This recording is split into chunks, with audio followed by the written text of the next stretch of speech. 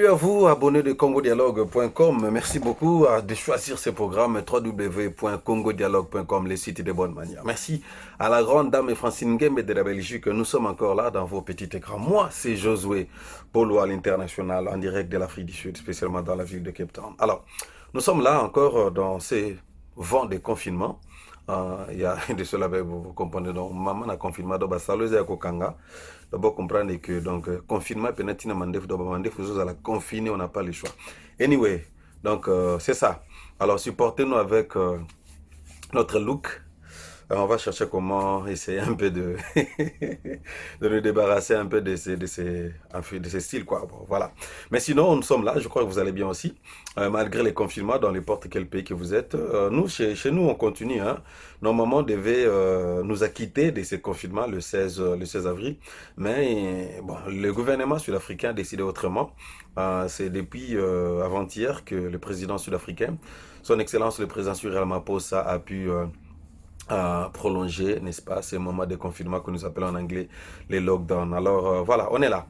Sinon, Maman Olive Lembe Kabila, la femme du président, de l'ancien président de la République démocratique du Congo, l'autorité morale du FCC frappe toujours. Frappe l'affaire chloroquine qui domine l'actualité au monde et spécialement dans la République du Congo, l'affaire chloroquine. Bon, malgré cela, il y a eu vraiment tant de discussions là-dessus, des avis ont été partagés, mais malgré cela, maman Olive Lembe, tant que maman continue toujours à bosser, à frapper dur, n'est-ce pas, en se promenant comme il a l'habitude de le faire, tout en étant très sensible aux besoins de la population et surtout aux démunis, les gens qui sont dans de besoins, n'est-ce pas, les orphelins, les veuves, n'est-ce pas. Donc, il est vraiment très fort en cette matière. Elle a vraiment ce cœur, vous comprenez. Hein? Donc, quand cela ne tienne, elle a quand même continué à faire ce qu'elle doit faire. Selon elle, c'est sa mission. Elle est toujours sensible aux cris des malheureux. Alors, sur ce, elle est descendue dans une des provinces, n'est-ce pas, pour soutenir, n'est-ce pas, partager le bien, faire le bien, quand même, moi, Soukali, moi, Miliki, moi, Mapa, pendant cette période de Covid-19. Alors, elle va aussi répondre à certaines préoccupations, les questions qui ont été posées. Ah, chloroquine wana, place ngo, isa poison, boina boy, badresse ngo, isa solote, neti. Donc, isa à la une. Alors, il fallait même pas, isa collaboration, il y a docteur Jean-Jacques Mouyembe, chloroquine wana. Alors, dans les soucis toujours de vous informer, Congo Dialogue, na ba recherche kato zalaganango, n'est-ce pas? On va balancer bino, vidéo moko, yemoko présent, à répondre à la préoccupation de Bisso, congolais bien sûr, par rapport à ce qui s'est passé. Bon, on a vu wapi et tout ça. Il y a quoi ça scientiste est-ce que soit qui droit autorisation. Donc il faut pas kangaye. Donc il y a certaines réactions là-dessus. Après ça qui azuki ça on peut côté ligne de la chloroquine on côté li wapi azuango wapi bon on azu wapi tout ça. Et je vous laisse suivre cette vidéo. Pour boyoka réaction à maman Olive Lembe à quitter une orphelinat juste pour couper sa badon comme elle a l'habitude de le faire. Et puis on va se retrouver après cet élément. Donc moi, je n'ai rien à dire. Pas comment, no comment de ma part. Suivez.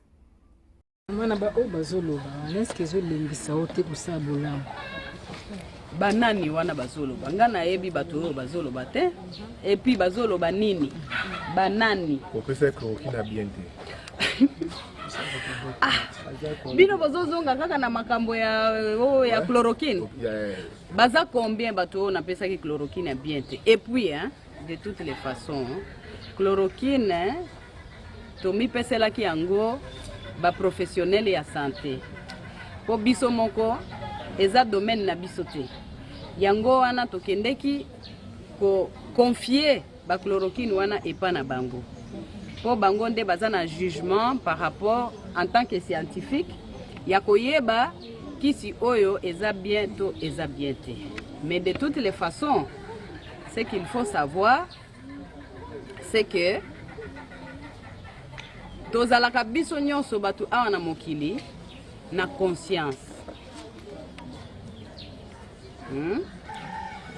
Conscience ya ba professionnel ya santé yango moko eloba.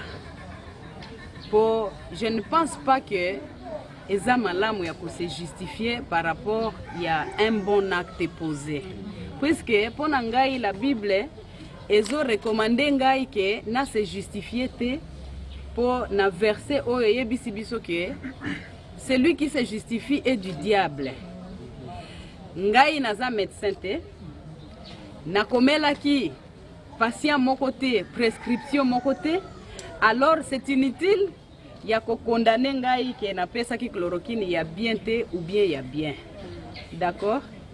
Et na moment oyo tozali oyo eza moment ya kobeta na mabanga te, eza moment ya koswana te. Bandeko na ngai ba congolais to canaliser ba effort na biso na kati ya combat oyo contre COVID-19. Je pense que en tant que mutu na mayele na kati ya mutu na ngai na responsabilité nyonso oyo kozala na mapeka na ngai eza utile te ya kokota na ba polémique ya pamba pamba. Toza na munguna munene oyo akoki kokweisa peu importe qui d'entre nous. Munguna wana na tango oyo kombo na ye coronavirus. Ngai eloko oyo na kosenga na bandeko nyonso. Soki oza na $1, soki oza na $10 de surplus, soki oza na mwa loso, mwa madesu, mwa sucre, mwa mungwa, to mwa chloroquine, oyo koki ko confier yango na ba spécialiste ya santé, na ba scientifique. Okei omi pese li biloko wana esika oyo besoin ezali. Puisque il faut que total makambu oyo na misu moko spirituel, s'il vous plaît. Tobo sanate que Satana existe. Azali pe yepe abundaka pour que na misala na ye yepe asala nini azwa pe batu. Vous êtes sans oublier que tango nzambe abengana ki Satana akendeki na ba ange mususu. Est-ce que na katikati na biso ezana batu oyo balingi ko se retrouver ba démons, donc les anges de Satan? Moi je ne crois pas. Moi je ne crois pas. Na ko se livrer ata mukete pe mukolo moko te na kati ya ba polémique ya pamba pamba. Na lobaki tout à l'heure, omoni nzete ya manga oyo ndenge ezali awa ezo bota, hein? Ba branche eza fleuri, n'est-ce pas? Mais tango manga ekobima pe teli mabanga kobwaka mapona kokitisa ba manga wana na se. D'accord? Mais est-ce que moi mabanga wana ekoki kozala na force ya ko détruire nzete oyo? Non. Pas du tout. Eko kweisa nzete te. Alors bandeko, to combattre coronavirus, ko combattre maman Olive, eko changer nango eloko te. Et puis, ce qu'il faut savoir, c'est que chaque chose a son temps. Eloko na eloko ezalaka na tango na yango. Po na tango oyo, ngai nazo lancer des appels à toute personne de bonne volonté dans la foi, suivant l'exemple de Jésus-Christ. Partageons l'amour. Arrêtons de s'aimer la haine inutilement, ça nous appauvrit. Puisque rester derrière un ordinateur ou un téléphone ou peu importe quoi comme moyen technologique en train de fonder des histoires en train de chercher à descendre Maman Olive qui, si ce n'est pas la volonté de Dieu, ne va pas mourir. Et zo servir na coproduire eloko te. To sungande bandeko na biso. To prêter main forte les uns avec les autres. Na misala oyo tokoki kosala pona ke tozala par exemple na autonomie alimentaire na kati ya mboka na biso. Wana nde ba objectif oyo nga naza intéressé nango. Pe na kotika yango te. Na komisalelaka toujours ce qu'il faut faire pour bien sûr cette passion là que nous avons, mon époux et moi, papa porte bonheur, Joseph Kabila Kabangi. Yes. Amen. Le partenaire valable et respectueux que nous avons. Il y a passion, il y a kosala bilanga, il y a koboko la bibwele, il y a produire ba besoin na biso, biso moko. Et puis, tous à la distraité bandeko, hein? Tous à la distraité. Voyez que coronavirus oyo eko risqué et le kanayango, mais totikala na problème ya makasi oyo ekozala problème économique par exemple, oyo ekozala problème ya biloko ya kolia. Focalisons-nous tous, travaillons tous, canalisons nos efforts dans la même direction pour que personne de nous ne périsse par quoi que ce soit, parce que moi je crois que Dieu le Père va exaucer nos différentes prières pour que nous ne connaissions pas tous les malheurs que le diable est en train de préparer contre nous. Amen. Qui se trouvera être la lutte contre la famine après les différents confinements qu'il y aura. Puisque ekoleka nango eza situation ekoleka. Ce qui te respecté ba condition nyonso oyo ba scientifique bazo lakisa biso comportement ya ko respecter par rapport ya pandémie oyo. Coronavirus ekoleka nango. Mais sikoyo, après ça, tokolia nini? Puisque toza dépendant jusque là. Pona nini te? Tozo temps oyo, tozo perdre inutilement. Surtout na question oyo bozo poser nga à maintes reprises, balobi. Eza na importance te. Il vaut mieux kotia temps wana na kati ya musala pour que tokufa nanzalate, parce que nous devons quand même nous montrer responsables.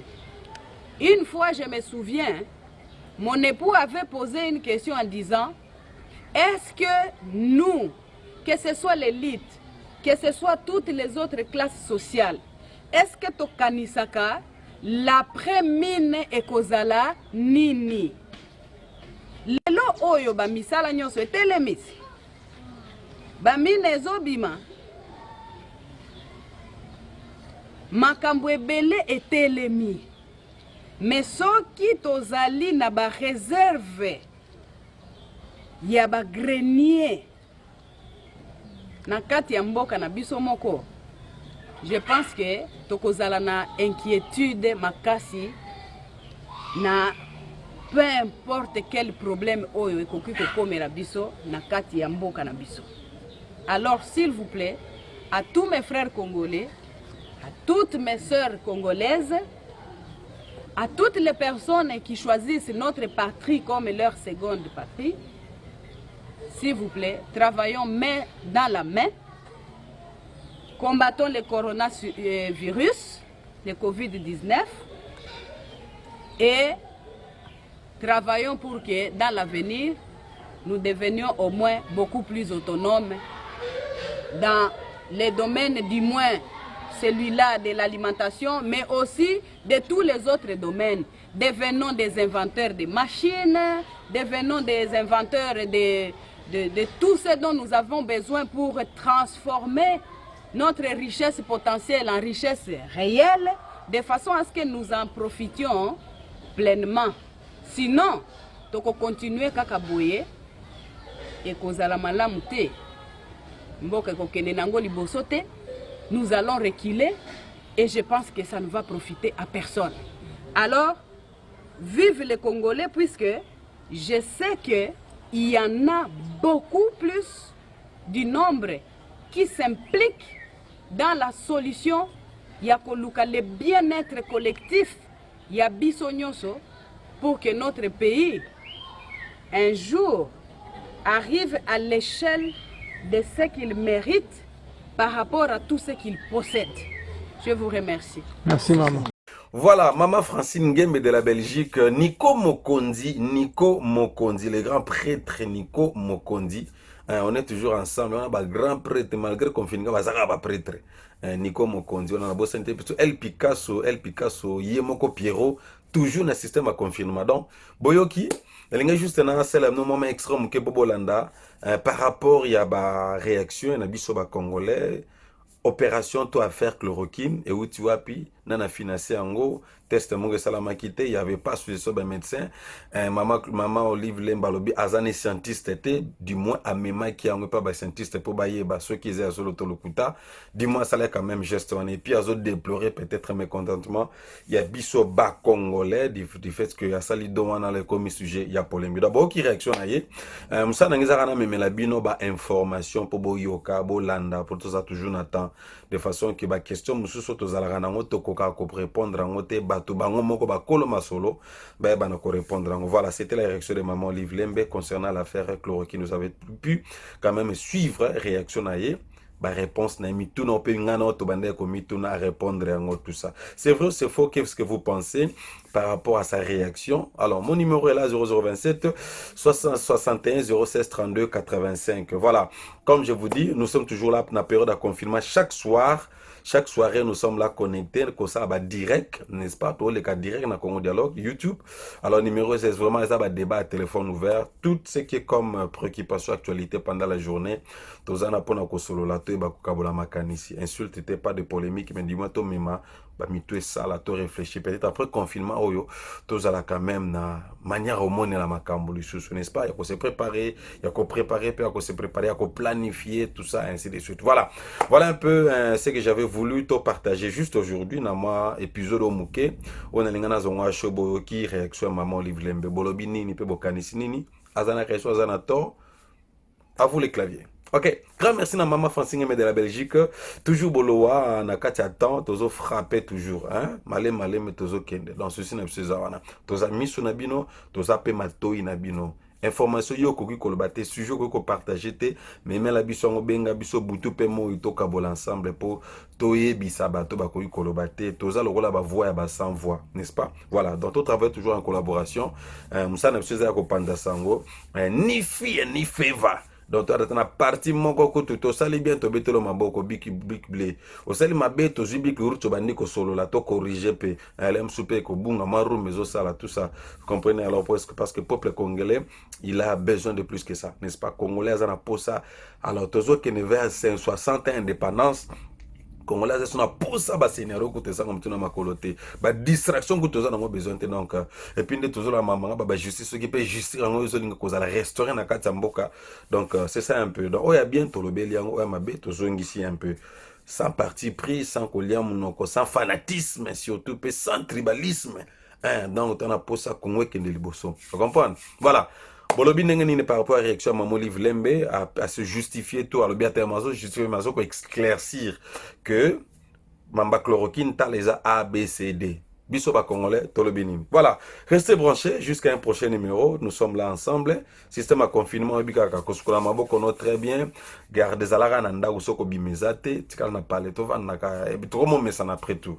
Petit à petit, peut-être Bino, qu'on a Libana n'a pas pour combien de temps. Nous, ici en Afrique du Sud, jusqu'à la fin du mois de ce mois d'avril, Tozara, Rana, dans Lalo Lamouki, au Sambe, au Tangi, donc tout, donc. rotation kaka, et puis on tisse un peu la relation sous sa bien la famille, n'est-ce pas?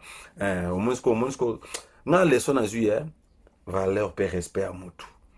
Les leçon à ma casse na juillet respect à mutu. To comprendre que mutana posé à mutu. Et puis mususu comme kitisa na ba prêtre, na ba président, na ba pape, biso tout confiné. Donc Covid-19 faut y frapper. Le talisi que non, vanité c'est vanité. Hein? Donc comprendre que oh yoza nango, et ça pour na batu mususu. Ce que t'as na bozuitu za nango ba lar roza nango il va y na parler. Oh bimsa on ino que ça tapage neni. Hein, humble gars. Sinon gardons toujours les distances sociales et puis to garder toujours ma boca au chocolat, cola ta masque c'est que c'est ngeli ko moke no msala, ba bazo ke no msala, n'est-ce pas? Masque et tout ça, moi, bah, distance, on est ça, la paix, moi, vrai bien, quoi. Hein? Toi, on a pour sa vie, nabiso, quoi. 2020, ils en ont moulaï, ils en ont bah, mbongeye et koleka, nango. Ça, là. C'est juste que moi conseil entre nous, tu vas quand même un peu comme il bat, la moi, l'olendo est zalate, parce que tu es belé, bazo koufa.